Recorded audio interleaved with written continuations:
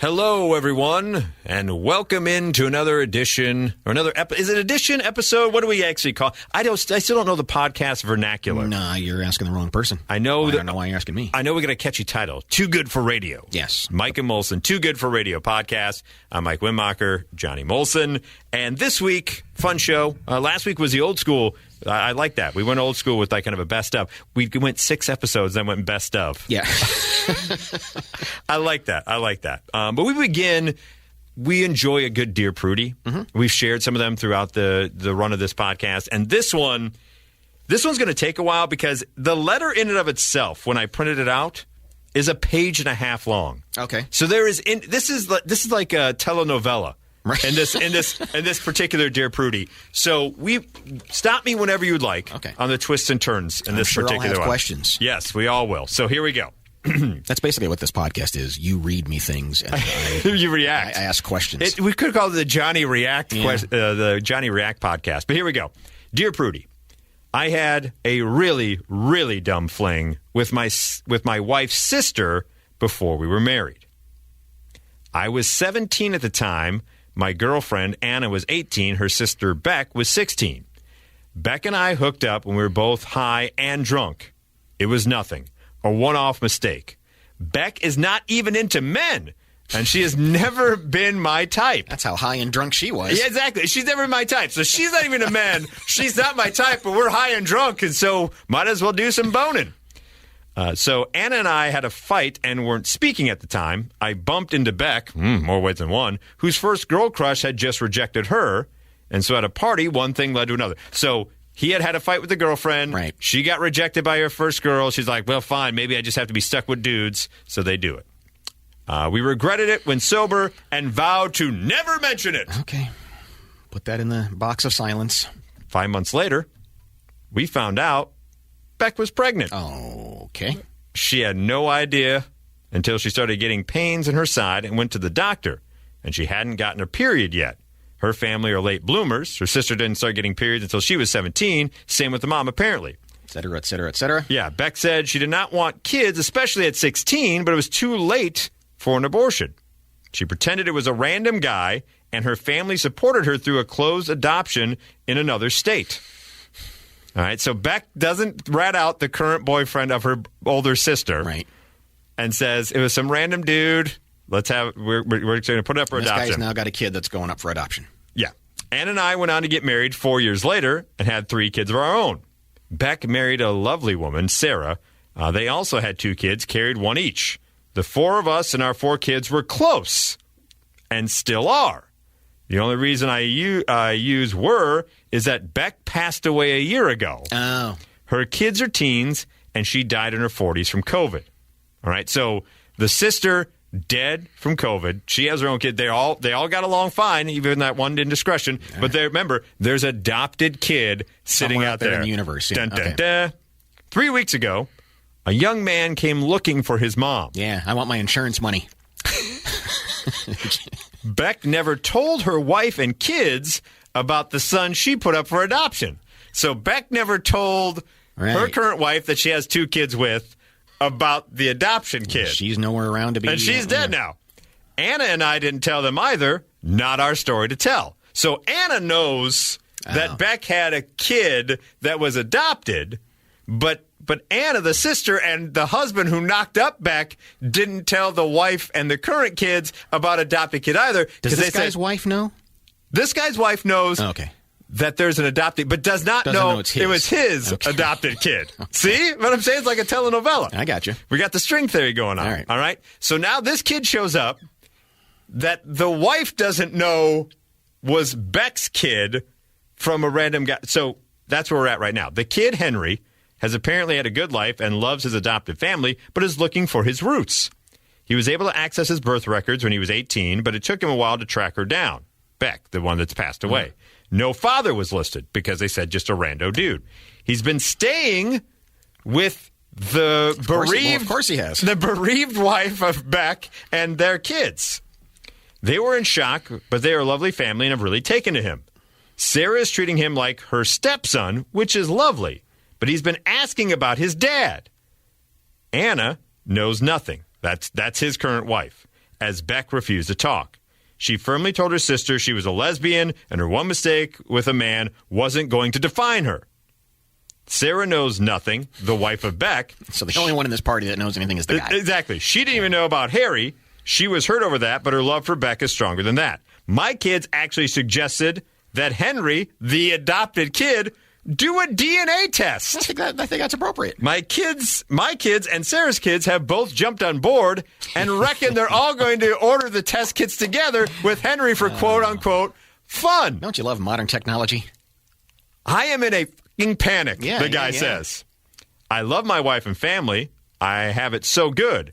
Can I really be ruined for a mistake I made 30 years ago as a stupid drunk kid? We have 3 young teen kids. They deserve to have a happy, non-broken family. What can I do to stop this DNA test? I'm thinking of inventing a fake father, saying Beck told me about him, but didn't want anyone to know he was a bad guy. Right. There's no way this is going to unravel. Maybe if Henry thinks his dad is a seedy asshole, he won't bother looking. Or will that blow up in my face? Yes, of course it will. He seems like a nice kid. I know he wants to stick around to get to know his mom's 2 kids, his stepmom and his cousins, but I just need him out of here. How can I make him go away without revealing the truth? I've been nice and a bit distant to him. I reckon he looks like me. No one else noted. Thank you. Thank Christ. What do I do? All right. I had a question, but I forgot what it was now because this whole damn thing is so confusing. It was right. When I was talking about if he should have a seedy, fake asshole dad. Is he going to take a DNA test? No. Right. So they want Henry to take a DNA test. So this guy's kids who knocked up Beck the lesbian, Beck the lesbian's older sister Anna is this guy's wife. Yeah. They've all known each other. Beck never told Anna that the dad was this guy. She said that her one man mistake isn't going to define her, right? Right. So now his kids, this guy's kids and Anna's kids, tell Henry, the Beck, the lesbian and his kids, that he should take a DNA test to find his dad, and everyone's going to take a DNA test. The kids, they're all going to take a DNA test. So this guy's like, well, the DNA test is eventually going to lead back to me, so how do I not get this DNA test to be taken? Do I invent seedy asshole dad to throw him off the scent? How do I make this go away without revealing the truth? There's no way without revealing the truth, right? I don't know if one of these over-the-counter things is necessarily going to out him. 23andMe or whatever the hell it is, or Ancestry Tree. It's going to obviously show a close relation between his kids and Rando's stepson. Right. But I don't think it's going to go any deeper than that. But doesn't that then set off alarms for people if they're that closely between stepkid, rando stepkid, and their kids? I don't know if it's that specific. I don't know if it's that. I don't know either. I don't know the ins and outs. I've not taken one of these things, but we've heard the story of DNA test has led people to know who their parents are. That's true. I mean, no dad is listed on whatever for the adoption certificate. Does the French Foreign Legion still exist? You know, when people used to just run away and disappear and join the Foreign Legion? That's this guy's best bet. Right. There's no way. It's really all he can do at this point. He has to disappear. He either has to disappear or he has to come clean. He can't come clean. He can't? No. You don't think he can come clean at this point? That's a disaster. You think the truth is a disaster? The truth is a disaster. Yeah, him disappearing is the less of an issue than him coming clean. Faking his own death is better than him coming clean. He just has to disappear. He just goes away. Just ghosts everyone. Go to one of those cleaners when they give you new names and it's like on the episode of Russian Doll or something or whatever. Right. You just got to go away. You get whatever you need and be like, sorry, need a new life. Yeah, I've watched enough episodes of Better Call Saul. I know how this works. You know how to scrub yourself from society. Yeah, and that's all. That's really all he can do. I think he could. Yeah, I don't know. 30 years. He has to start all over again. 30 years is a long time. You're right. I don't know if he can. I don't know if he can come clean. He has. That's the only way he gets around this. That's the best. It's the worst outcome. Does that make sense to you? Well, yeah, because no matter what, the longer this has gone on, the worse it gets. Yes. And I don't know when would have been an appropriate time for him to come clean and dead lesbian to come clean. Right. That, I mean, you would have to agree. Forgive me for not remembering her name. That would be Beck. Beck, the dead lesbian. Probably before they decided to get married. If it was 4 years later, they got married. I think before Anna and this guy. Whenever the right time was, they passed it. A long time ago. The shelf date on that is long since passed. I think you're right. You know what? You've convinced me. You gotta go. The only way is just to disappear. Yeah. But here's what Prudie has to say. Okay. Prudie says, if it's not disappear, I'm not interested. I don't know. Prudie says, often we ask the wrong questions in response to the problems in our lives, perhaps hoping to receive answers that will fit what we want. But what we want and what can happen are two different things. The question of how you can stop the DNA test is, I'm sorry to say, not the right one. Some sort of kind of caper you can't.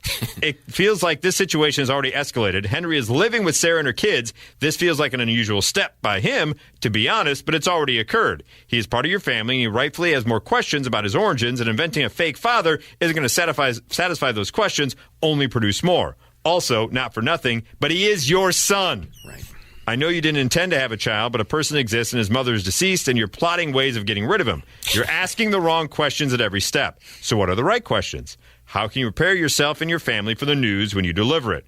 You will need to be honest with your loved ones. I suggest telling the adults first, then the kids, and then tell Henry one-on-one.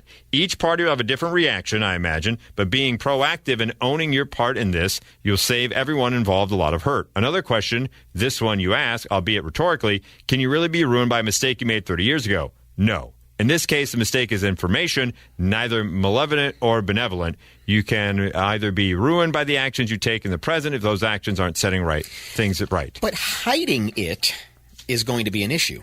Yeah, the fact that he hid it for so long is going to be a big issue. Yeah. But he's got I hate to say this, does he have a scapegoat and dead lesbian Beck? No. To be like, I wanted to say something, but I've wanted to say something my whole life, right. But dead lesbian Beck didn't want me to say it. She didn't want me to ruin it. So now, with her gone, and now Henry, I feel like I can unburden myself to you. She had an explosive device hidden in her house and said, if I ever say anything, she's going to push the button. She bugged the house and said, if he ever said, but now with her passing, now that she's gone, I can find. So he has an out, okay. right? I would play that game. So either scrub himself from society or blame it on dead lesbian Beck. Yeah. Is the only way he can win this thing. You join the Foreign Legion, you move to Casablanca, whatever you have to do, and just start over again, because you can't undo this. I don't think. I mean, that's nice on paper. What Prudie said is nice, and it might work, but this is a disaster. Yeah. This is a disaster of his own making. And so here's something that he may want to consider. This is from Ask Reddit. Okay, you're given a choice: meet yourself 10 years ago or meet yourself 10 years from now. Which one are you choosing and why? For this guy, it'd be probably 10 years ago, be like, we need to come clean now. But for you, Johnny, what would it be? Yeah, what would it be? The question to everyone listening as well. What would you choose? You get a chance to go and meet yourself from 10 years ago, or 10 years from now you get to meet yourself? Who are you choosing? Do you just meet, or can you actually change the course of time? You can have an interaction. Okay. That may or may not change the course of time. Mm-hmm. So they're saying you can have a conversation. Because I've been thinking about this Foreign Legion thing for a long time. And obviously, you have a lot of stock in it. I've looked that up, and I think I would go back 10 years ago and say, look at the Foreign Legion. I mean, I do kind of wonder. My initial reaction is 10 years ago, I think would probably be more useful. Yes, I'm with you. I feel like I would rather 10 years from now would merely be interesting. Right. I would rather look back, because at that point something could be done, or I could say something that may change the course, but you run the risk of changing the course. Can I take a peek at 10 years from now, not do anything, and then decide to go back 10 years ago? No, you only can because I might be on the right path right now. It's not like they're giving you an hour total, and you go, "Can I take 5 minutes with future me, and then to 55 minutes with past me?" I don't even want to meet or have a conversation. I just want to look. I just want to look in the window. You just want to look in the window of 10 years from now. All right? Oh, everything's all right. Here's okay, the thing, fine. but the thing about it with 10 years of future you, even the peak, I feel like here's the thing. This is going to sound terrible, but I feel like 10 years future you're setting yourself up for failure, right? There's nothing that you're going to be more likely be disappointed if you look at 10 years future you and you're sitting in a living room just kind of looking on your phone. Yeah. right? Well, then I have the opportunity to go back 20 years and change and be like, get in a better home. Yeah, exactly. Future you. That's exactly right. No, I still. Well, then I reject this whole thing. The whole I'm joining the Foreign Legion and I'm out of here. I'm joining the Foreign Legion right now. I don't want to be part of this dumb question. I am out. If I don't have options, then I'm with you though. I'm a peak of future me, of 10 years future me, is something I'd be interested in. But going back and meeting and talking 10 years ago, it's more substantial. There's more opportunity. But like I said, you run the risk then of also changing a course, and you don't know. You may think the information you're sharing with 10 year back you is pertinent, useful information that could change the course. Be like, oh man, if I can give this stock tip to 10 years ago me, they can invest and we can have a bigger home. Sure. But all the problems that come along with that. Then maybe I don't think I would do anything that drastic. I think I would just say, hey, take a multivitamin. Hey, you know that shake weight thing? It's not filled with as much dynamic inertia as you may think it was. Have a salad once in a while. I think I would say that. And then that would be about it. Yeah. I don't know if I would go into the ins and outs of like, do you need to bet on this horse or this or whatever? It would be more just like, hey, maybe make a better decision about your future and your employment. Yeah. You look ridiculous in that shirt. I might fix things like that. There's going to be a point you're going to think there's an outfit that involves a pink shirt that's going to look fantastic. Yeah. Just say no to it. And we've all seen those pictures from 10 years ago. You go, oh yeah, I probably should have done that. And that would be the thing I'd fix. I'd take a multivitamin and change that shirt and eat a salad. Right. So there we go. I like it. I definitely think overwhelming majority would say 10 years past instead of 10 years future. Unless what I find out 10 years in the future is horrific, and then I've got to really, go back. If your sneak peek is like you, in a median of a street asking for change, you go, okay, I got to talk to this guy. How did we go from here to there to make sure I don't do that going forward? Exactly. I like that. Up next with Ask Reddit here, we go to the past again. This one is, what was your first kiss like? Ooh, very TMI here. Yeah. There's varying degrees, right, of first kissdom. There's the first kiss, which is for some people, not me because I was a very, very late bloomer, of like on the playground, whatever, like there's that little peck. Right. Do you count the fourth grade? No. Or do you consider the first kiss like the first kiss? No, you got to be making out for it to count. Okay, so it's got to be an actual. It's not like a little. That's not a first kiss. No. Like an actual. That's not even a kiss. That's a peck. Yeah. Okay, so what? So first kiss. Europeans do that every day. That's not anything. Yeah, and it throws me off when you're under someone. I think the first kiss has got to be over 15 seconds. That's a pretty lengthy kiss. Yeah. Does tongue have to be involved in your first kiss? It usually is anyway, right? I think so, probably.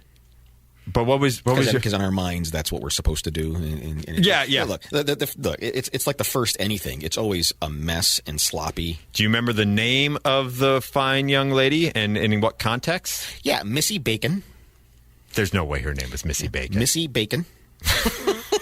What's her name? That sounds like something that a old man would call someone, like be like, "Hey, Missy Bacon, can you come over here?" Her name was Melissa Bacon, but she went by Missy Bacon. Missy Bacon, yeah. Okay, Missy instead of Mel with Melissa. Okay. Exactly. I don't know if you'd make out with Mel Bacon. Would you make out with Missy Bacon? Someone you make out with. Mel Bacon is not someone you make out. That sounds like someone who's at a farmer's market. Come on down to Mel's Bacon. Yeah. All right, so Missy Bacon. Was it at a party? Was it on a date? In what context? I think it was at that age where you had a friend who had a driver's license, and so you would just drive around. Oh yeah, okay, yeah. And I think somehow we ended up in the back seat. Right. Okay. Just you two. Just you and Missy Bacon. I think there was just room for the two of us. Okay. Which sounds a lot more salacious than it was. It does. So you went cruising with Missy Bacon. Was it? Okay. Let me ask you this: was it the express purpose of the car ride? You wanted to make moves on Missy Bacon? Was Missy Bacon someone you were sweet on, or is just Missy Bacon there as a crime of opportunity? She was in the way. She was in the way of my mouth. I was like, I need to kiss something, and you're the only thing here. You and me. Did you? I went to make out with my reflection in the glass, and Missy Bacon just happened to be there. And the next thing you know, I had my first kiss. Yeah.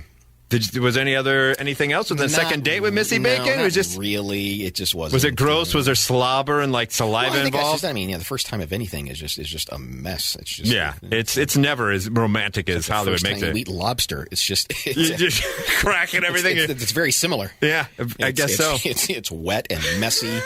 And you don't know what to do with your hands. And I don't know what that knuckle cracker thing is. I'm not quite sure how that gets involved. Butter is involved. Yeah, exactly. Somehow. Why am I doing that? So it's just I don't think that's what I'd be interested to hear in the comments of was anybody's first kiss that magical thing that they make it out to be on the Wonder Years.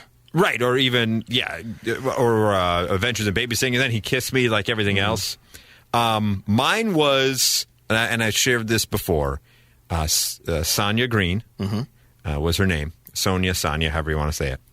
And jeez, at least I knew my girl's name. Well, she was Sonia, but some people call him Sonia. But Sonia is what I called her.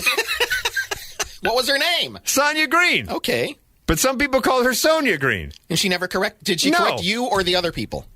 She preferred Sonia. Okay, all right. That's all. Yeah, but just want to make sure you knew her name. But she wouldn't get upset if people call it. She wasn't. It wasn't worth her time. But now you're here nor there. Okay, all right. Finish your story, Maurice. Yeah, more. So she invited me over to watch a movie. This was my junior year in college. Never kissed anyone before that, so I was an extremely late bloomer. And so she invites me over to watch, I think it was The Crow. I had talked about how much I love that movie. Great movie. And we're sitting there and we're watching the movie. And I don't know if you've been in this situation before of where the person is watching you more than a movie. Mm-hmm. Just kind of like staring you down. And I was not realizing that the whole come over watch a movie was a ruse to get closer to me. I thought she generally wanted to watch the movie. Yeah. But I catch her out of the corner of my eye just staring at me from time to time, like getting closer and staring at me. And I'm just like, this is uncomfortable. Yeah. Why is your shirt off? Didn't get that far. So she's staring, getting closer, trying to make I'm trying to watch the movie. She's like, I'm glad we finally get to watch this movie. I asked you a couple of times. I'm like, I was watching the Blackhawks game, whatever it was. I had non-kissing things to do. Yeah, exactly. And she's like, well, I'm busy not doing things with my lips. Then she goes, well, I'm glad you're into sports. I was like, okay. Because she goes, because, I thought maybe you were gay.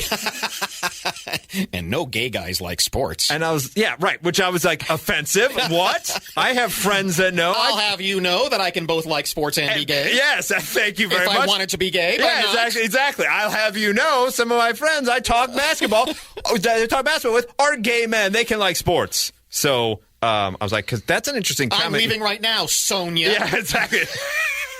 I know you prefer Sonia, but I'm going to call you Sonia. And I snapped my fingers 3 times, and I walked out the door. But no, so I was like, that's kind of an interesting thing to say. Like, okay. And so I just go back to the movie. And she questions my heterosexuality again. Yeah, I would too. At that point. And I was like, at that point, I go, well, she's right there in my face. And at this point, I go, I'm assuming I'm going to have to kiss her to make sure that this, that she knows that I am in fact. So you can finish watching the movie. Yeah, so I can finish watching the movie. I have to prove that I'm heterosexual. B, I want to watch the movie. B, that's getting to a good part that I'm going to quote the line of, and I have to get this kiss thing out of the way. So that was the first kiss. So I move in, and let me just say, it must not have been her first kiss. Because there was a lot of tongue. Oh, yeah. In that kiss. Like, off she went. Yeah, it was just like, whoa.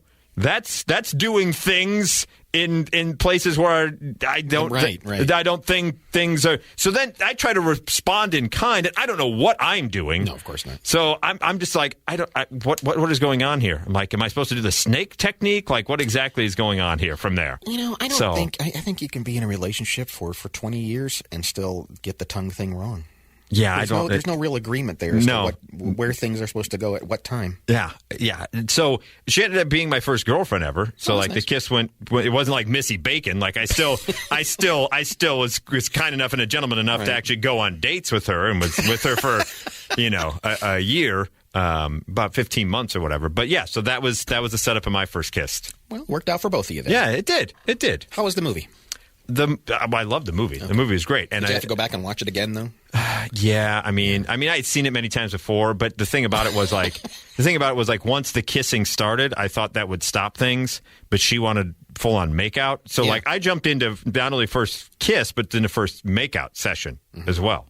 So that was kind of weird. Were you kind of like reaching with your right hand, trying to get to the remote and say, I just gotta pause it. I just want to pause for just a second. At one point, I did. Yeah. Do you mind if I stop this for just a second? And the look. This is awesome, but I just want to. Yeah, exactly. The look on her face, and the fact that I had never been in that position before. Yeah. I was just like, well, just to go with it. Like, it was my copy of The Crow, so I'm like, I can always watch it later tonight. Okay. After this makeout's done, I can go back and rewatch from the part you there. You brought your own movie. That's smart. Yeah. I was smart. It was smart. Can I bring anything? Movie, drinks? anything for this next thing? And finally, we end this particular episode of the Mike and Molson Too Good for Radio podcast. This past weekend, as of the recording of this podcast, I officiated my 4th wedding. Mm-hmm. So, fun time. Congratulations to the bride and groom. Thank you so much for letting me be part of it. Mazel tov. But we got to the reception, and it was an interesting sociological experiment. Now, the question is, what is the one thing you hate most when attending a wedding? We can answer that if you want. But the discussion I got into was the dance floor, right? The delicate balance of getting people to come to the dance floor. So, early on, you have like the first dance and everything else with the daddy-daughter and the mom and son and everything else. And so that kind of sets a tone. Well, then, this particular venue, the reception is kind of in a tent and then you have a nice outdoor area as well. Well, right when the open dancing should start, people started to migrate outside because the sun was setting and the temperature had cooled off. And so the DJ was playing for like 4 people inside the tent at that point. Well, I felt bad for him. So people start to migrate back in, but there's no one really getting out on the dance floor. So I started having a conversation with the people at my table, including a couple college-age kids. And we started debating, what song do we need to request to get the dance floor jumping? One kid said Drake's Hotline Bling. Fine song, but I don't really, it doesn't have the beat that could get people going, okay? I suggest and throw out there Kesha and Pitbull's Timber. Mm-hmm. Okay? So people start to migrate a little bit onto the dance floor. They start playing some dancier numbers. Then Hotline Bling hits. And it doesn't bring as many folks to the dance floor. 2 songs later, Pitbull and Kesha Timber hits, and the dance floor explodes to the point where there's the dance circle. Yeah. Remember, though? Like, there's always a dance where people come in and do like the dance battle stuff. And so I felt kind of vindicated as someone of my age, that I had the choice more than the kids who were more in the age group of those who got married. I did a better job of picking a tune that everyone would dance to than the young kids did. Why are we dance shaming? What do you mean dance shaming? Why do we need to get people on the dance floor? I mean, aren't there just dancers and then there are not dancers? You're right. There are some people who get drug onto the dance floor. Right. And so that's what you're saying? Like, I think that's what I'm saying. It's like, why do we feel the need to bring everybody out there? The dance floor? Because if you want to dance, you want to dance. I think part of it is because it's... Who goes out when they don't... I mean, if you don't want to dance, you're not going to go out and dance. Well, it's a different situation. Yeah, if you're at a club, it's entirely different than a wedding reception. I understand what you're putting, but at a wedding reception, you want to get everyone involved in the fun, and you've paid for the service. You want everyone to get involved in the fun. Why? Why does your fun have to be my fun? Well, you can dance differently, but you at least make an appearance. What if I don't want to? No. You at least make an appearance on the dance floor. Because it's a shared... That's a stupid answer. It's a shared... No, it's a shared, joyful experience. No one's dance shaming you. No one points and laughs at the person dancing because you're amongst friends. If you're at the wedding, you're amongst friends and family. Are you saying they're pointing and laughing because I'm not on the dance floor? Yes, there's more chance at a wedding reception. Okay. Why are we dance shaming? Because you're not on the dance floor. They're not shaming your dance. You're non-dance shaming in that particular instance. That's what I'm getting at. Is like we're forcing people to dance who don't want to dance. Just come out and dance. You don't have to dance all night. Just dance for one song. You don't have to dance at all. Why? Don't be a fuddy-duddy. No, I'm not being a fuddy-duddy. I'm just saying there are people at weddings. Some like to dance. Some do not like to dance. I understand that, but at least show up on the dance floor once. You know what I hate? You know what I hate is You're dance shaming. I'm not dance shaming at all. I'm non-dance shaming. Well, it's not the same thing. I'm saying you're if you come out and you dance like Elaine from Seinfeld, yeah, I'm not going to point at you. You're at least having fun. Get out there and just move around. But you're shaming people for not dancing. Yeah, you're right. I am. So I'm not dance shaming. I think that's inappropriate. I'll tell you what I think. I do not approve of any of this. I can't stand the dances that tell you how to dance. Right. Those make me so peeved. Yeah. Like they started playing Cha-Cha Slide and I got angry and had to leave. And Sure. they're like, what's wrong? I'm like, because don't tell me how to dance. No. If I'm going to dance, I want to dance my way. Don't tell me what to do. Cha-cha real smooth. Right. Tell me exactly what the difference is between a song like that versus doing the hokey pokey in preschool. There is no difference. There is no difference. No. None at all. None at all. You're right. You're doing preschool stuff. You're right, exactly. But you're making it think that you're cool. Mm-hmm. It's like, no, you're not. And that's where you get dance shamed. Yeah. Because if you get out there and don't know what they're doing, and then the people that are cha-cha sliding and you're sliding into their cha-cha slide, they give you the dirtiest of looks. Those people can go to hell. Yeah. Everybody who makes those dumb songs can go to hell. Yeah. And anything that anything that spurs a line dance. Yeah, I don't have any. That's hillbilly stuff. It is. Right? I don't want any hillbilly stuff involved in my. Yeah, no one wants it. Slap my knee. Quickly before we wrap up, your thoughts on the dance circle though. At that when you have at wedding receptions. I have no issue with dancing. I'm just saying we don't force people. The dance circle's fine.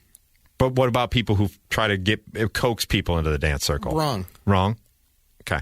Because I went into shocking to no one, I went into the dance circle with all the youngsters when Timber was playing. I'm like, that's my jam. I requested it. So I got to get out there. And so I do my old school. I don't even know if it's old school. It's like I learned it from Vanilla Ice, kind of the shuffle thing or whatever with your feet and everything. And do the jump, spin. And like people are going crazy. So I go back in for I don't know why I do it. It's like, it's the bend down, touch the floor and kind of move your way up. Women should be doing it, not me. It's the bend and snap. Yeah, bend and snap, exactly. So I do all that, and at one point, one of the groomsmen is pretending to throw money out onto the dance floor because of my moves. So I'm like, all right, maybe the old man still got it. So I go up to the bar, and a couple of groomsmen and some of the younger gentlemen are there. And one guy turns to me and goes, man, those are some moves. And I was like, what? He goes, it looked like you were gliding on air. And I was like, yeah, it's kind of like, Shaggy from Scooby-Doo. It's like I'm running in place. They're like, no, but it's not a running man. Like it's like a hybrid, but it's not the running man. It's something, and it was awesome. He's like, you know how to party, my man. I'm like, thank you. That's all I needed. I felt so much better for myself. Bust something out from 30 years ago, and it looks fresh again. Apparently so. What is old is new again. All right. Well, good for you for bragging. Yes, exactly. Look at me with my Sonias and my Sonias and my dancing and my officiating. And my dance shaming. No, it was fun. Thank you for everyone for listening. We'll be back at it again. Make sure you hit the like button or subscribe or wherever you're listening, or rate us and share it and review and whatever. Tell people about it. Yeah. So mock it. I don't care what you do. Yeah, whatever you do. Just you just don't dance shame Johnny. And Missy Bacon, if you're listening, I'm sorry Johnny never called. I'm sorry too.